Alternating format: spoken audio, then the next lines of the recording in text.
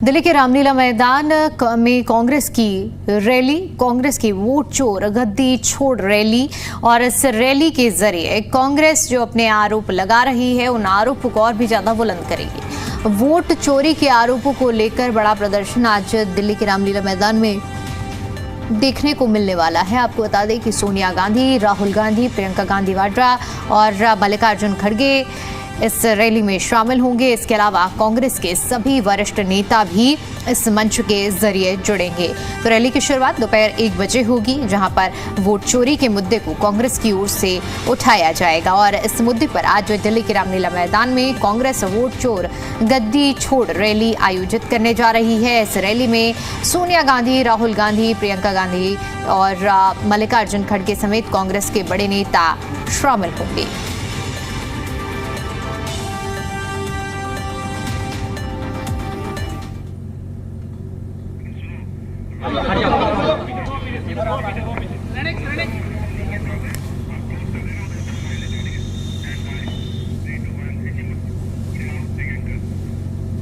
और इस वक्त हमारे संवाददाता देवेंद्र भारद्वाज कांग्रेस प्रदेश अध्यक्ष हरियाणा राव नरेंद्र सिंह के साथ मौजूद हैं, बातचीत कर रहे हैं। बातचीत का सिलसिला बढ़ाइए देवेंद्र, और समझने का प्रयास कीजिए कि वोट चोरी गद्दी छोड़ जो आज इस मुहिम को और भी ज्यादा कांग्रेस उठाने के लिए आंदोलन कर रही है, किस तरह से शुरुआत करने का क्या क्या रणनीतियां बनाई गई हैं?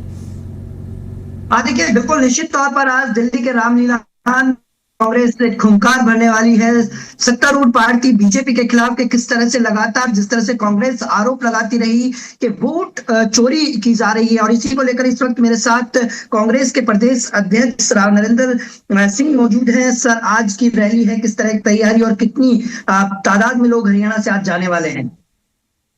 हरियाणा से दिल्ली के 3 तरफ होने की वजह से भारी संख्या रैली का, मैं कहूंगा 70-80% भी अगर कह दिया जाए तो गलत नहीं होगा, हरियाणा से लोग भागीदारी करेंगे। इसको लेके हमने पूरे हरियाणा में एक जन जागरण अभियान चलाया, सब लोगों से मिले, जिला हेडक्वार्टर्स पे भी गए, तैयारियां की सभी हमारे जिला अध्यक्षों ने, सभी हमारे साथी विधायक साथियों ने, पूर्व विधायकों ने, कांग्रेस के कार्यकर्ताओं ने, सब लोगों ने मिलकर के एक अच्छा कार्यक्रम चलाया। लोगों में भारी उत्साह है। हरियाणा की जनता जो चाहती थी कि हरियाणा में कांग्रेस का राज बने, और वो भारतीय जनता पार्टी ने चुनाव आयोग से मिलकर के जो साठगांठ की, जिस तरह से वोटों की हेराफेरी की गई, जिस तरह से हमारे नेता आदरणीय राहुल गांधी जी ने मीडिया के सामने जो बातें रखी, इस 25 लाख वोटों की गड़बड़ की गई है। हर 8वां वोट हरियाणा में फर्जी था, चाहे वो डुप्लीकेट वोटर था, चाहे वो फर्जी एड्रेस से था, चाहे वो ईवीएम में गड़बड़ थी, चाहे वो वोटों का परसेंटेज बढ़ाना था, या कहीं बैटरी 99% पाया जाना था, आदि ऐसे अनेकों कारण थे जिनकी वजह से हरियाणा की जनता अपने आप को ठगा सा महसूस करती है। जनता चाहती थी कांग्रेस पार्टी का राज बने, लेकिन भाजपा ने एक अवैध तरीके से अपनी सरकार बनाई, जो हमारे नेता ने उजागर की। इसको लेके हम हरियाणा के हर कोने कोने में गए, और लोगों में इस बात को लेके भारी रोष है सरकार के भी खिलाफ में, और उसी रोष को आज प्रकट करने के लिए रामलीला मैदान में हरियाणा की तरफ से हजारों लोग आकर के अपना विरोध प्रकट करेंगे। सर, लगातार जिस तरह से रैली हो चाहे यात्राएं हो, कहीं ना कहीं एक बदलाव की लकीर तय करती हैं। क्या बीजेपी की सल्तनत की नींव को हिलाने का काम ये रैली करेगी? क्योंकि जिस तरह से अलग अलग इलाकों से, अलग अलग राज्यों से बड़ी तादाद में लोग यहाँ पहुंच रहे हैं, और एक यूं कहें कि सत्तारूढ़ पार्टी के खिलाफ विरोध जाहिर कर रहे हैं। इसमें कोई शक की बात नहीं, आपने ठीक कहा है। देर रात से ही लोगों का आना शुरू हो गया था, चाहे वो दूर राजस्थान के लोग हैं, चाहे पंजाब के लोग हैं, हरियाणा से भी रात को अम्बाला से मेरे पास मैसेज आया कि जी हम लोगों ने अब स्टार्ट कर रहे हैं वीडियो, उसके माध्यम से मेरे से बात भी साथियों की कराई गई।